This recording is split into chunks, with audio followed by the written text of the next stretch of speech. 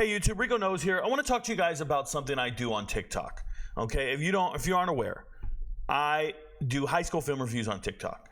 And what I typically do with those high school film reviews is I watch huddle film or I watch highlights for certain players, and I'll do a blind reaction to their huddle tape. And then I'll say, this young man is being slept on. He deserves a Division I offer. I'll do a number of these videos. I probably posted 300 of them last year. And I try to help young men, young high school football players, get exposure so they can land at the next level. Sometimes the parents will reach out to me.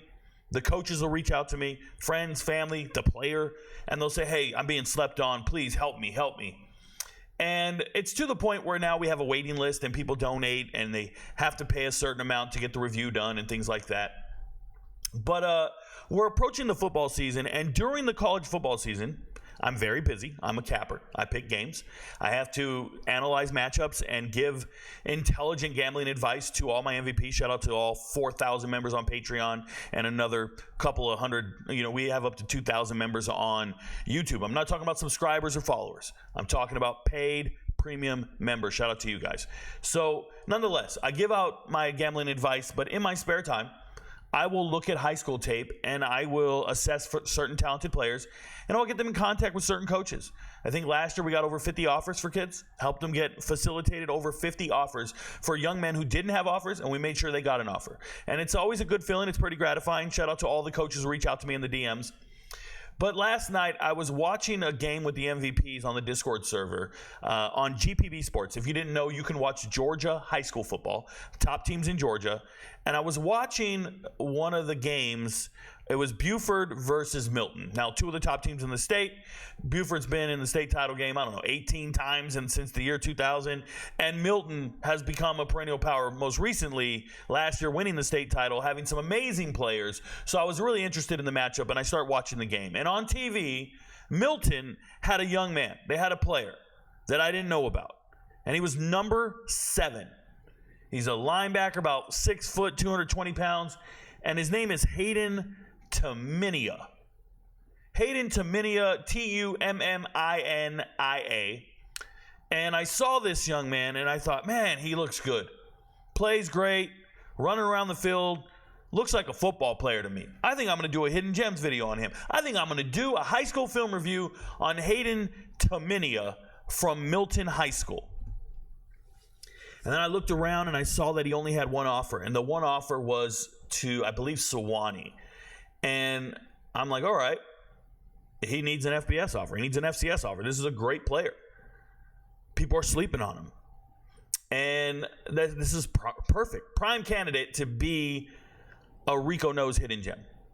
So I dig a little further, and I'm looking for anything Milton related. And this is why it matters, right? Like, coaches will go out there and look for huddle film. That's fine.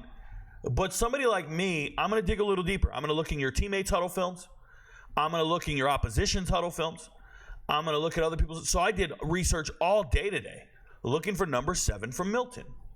And here I found a video, 15-second clip, of number 7 from Milton here.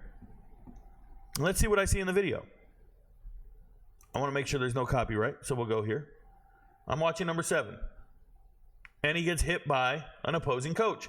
Now, this was against Newton here, so that helmet should be over here. Either way, Newton's another Georgia school. Obviously, I can see that we're near the goal line. This coach is outside of the coach's box. If you didn't know, players can go beyond a certain point, and then at whatever marker it is, the box is there. Our coach would leave the box all the time. I know when I coached, I would leave the box all the time. It's very common. And my father was a coach, left the box all the time. As players, you run to that spot, and then you watch the game from there when you're not in the game. And then, that's where you sub in and out. But it's a way to keep the sideline warning clear. You don't want the refs running into people. Media members can be outside of that, and that's what you see all these people here for. Like, all these random people, they can be outside of it. When I was a sports writer, that's where you stand. You don't get in the box. You stay outside of that from the team. But nonetheless, we see number 7 here get assaulted by a coach. And I thought, man, that's crazy, bro. That's crazy. And then I watched it again. And I realized that Hayden Tumminia intentionally steps on this coach's toes with cleats. Watch it again. He watches, he looks down and intentionally steps on his foot with cleats. Boom. You guys, if you've never played football, our cleats are detachable.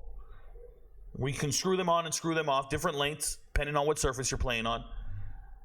Getting stepped on with a pair of cleats, I think, right up there with head-to-head contact with a running back. Like, I think getting stepped on with a pair of cleats on your toes is so painful. So painful. I'm telling you guys, it is terrible. The biggest fear I have is taking on a pulling guard and he steps on my foot. It would happen in practice and you would just be like, oh my God, I'm losing toenails. It's a real thing. This young man goes out and steps on this coach's foot intentionally, stomps on his foot. Boom. And then he plays the victim card. And everybody's freaking out about it. Hayden Tumminia, I hope you never get an offer. I think you have verified character concerns. I think that's assault on a coach. I hope that man did not lose his job. And I hope people watch that tape and take it very seriously. Your poor decision-making is indicative of character or lack thereof. I need you guys to understand this. Somebody's going to go, Rico, he's just a kid. He made a mistake. He's just a kid. No.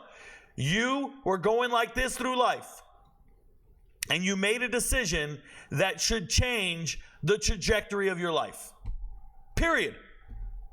I'm not saying he should never play football again. I'm saying he don't get to play high school football again.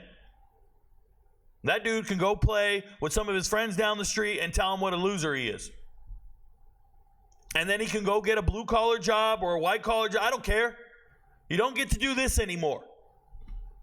Assaulting a coach, somebody you should be respecting immensely. Stepping on him with a weapon.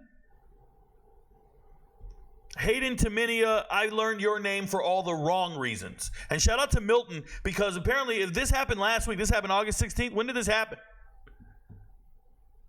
Because I saw that kid on the field last night. This happened last year? It's a terrible person. And you guys should be ashamed of yourself selling out for some fucking tackles. Your friends don't know, but Rico knows.